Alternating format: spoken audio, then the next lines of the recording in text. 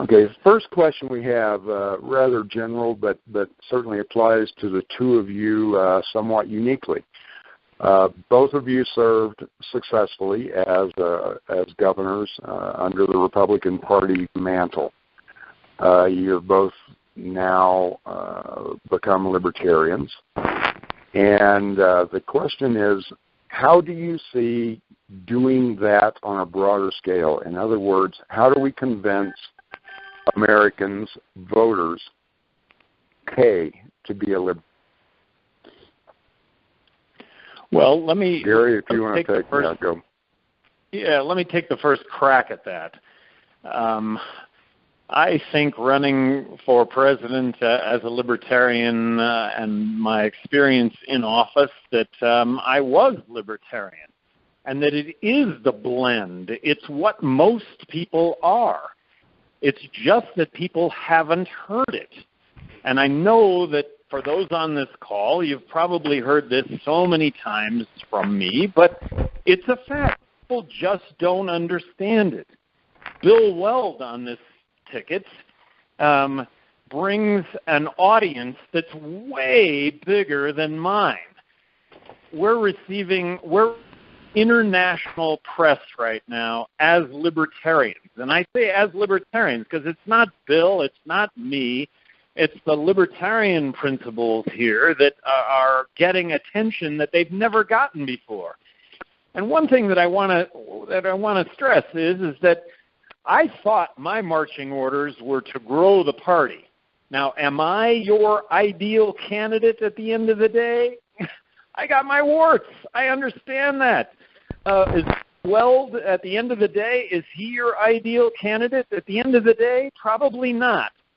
But if you've got an auditorium to address, as opposed to a small one-room clubhouse, and I don't say that derogatorily, I appreciate of you and your activism because you've set the table here, and it's been so much work, and it's been so much money, and here we are with the opportunity to spread this message in a way that just has never, ever had this opportunity before.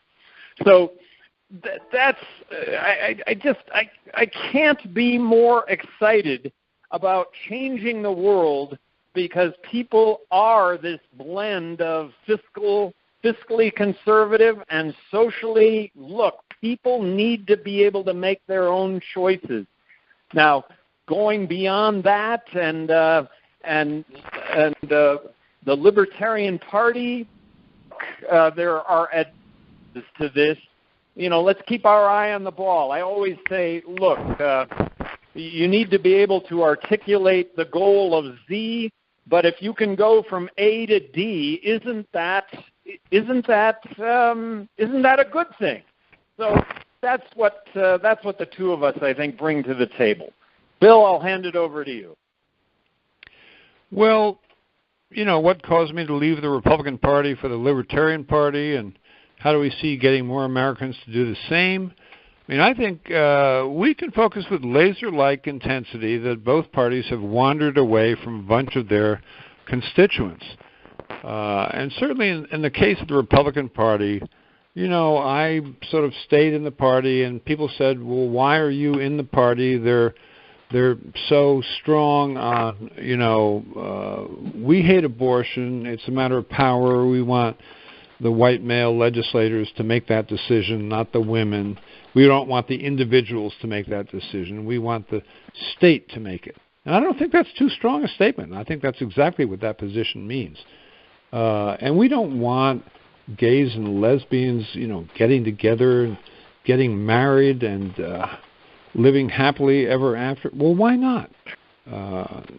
So I don't get the whole movement conservative, social conservative side of the Republican Party. And it's gotten calcified in my lifetime. When I worked for Ronald Reagan in the 80s in Washington as head of the criminal division of the Justice Department, half of us were libertarians. The other half were movement conservatives or social conservatives. We all joked about it and went about getting the boss's business done. That stopped. If you're on the libertarian side in the Republican Party, people don't talk to you.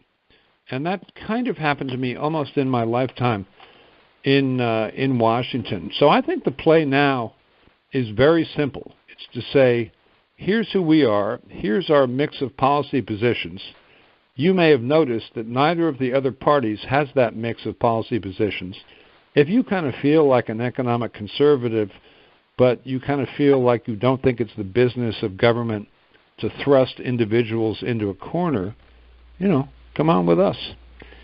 And it remains to be seen how great that uptake will be.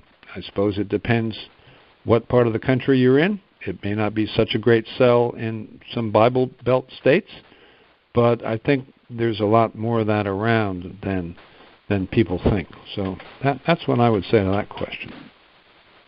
Very good. Thank you both.